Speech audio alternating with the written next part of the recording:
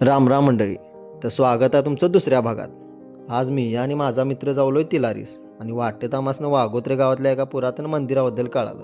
मग बघूया म्हटलं कसं आहे ते. मग आम्ही बी ते मंदिर बघूच निघालो जंगलात. चारी बाजून झाडं आणि झुडपं होती.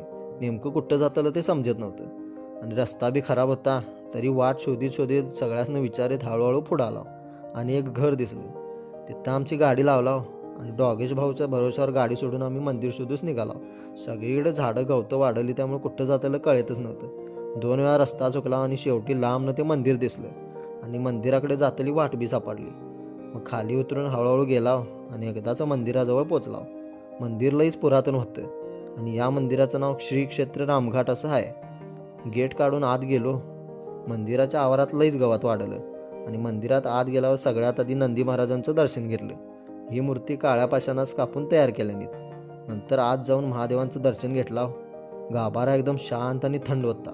उन्हातनं प्रवास करून आला त्यामुळे लई गरम झालं. जरा वेळ शांत मंदिरात बसला.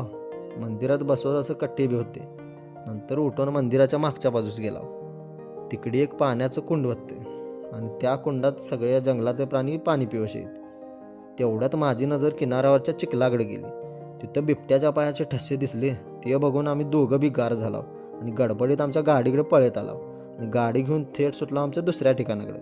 तर व्हिडिओ आवडला तर लाईक कमेंट करा आणि पुढच्या भागासाठी सबस्क्राईब करा. तोपर्यंत धन्यवाद.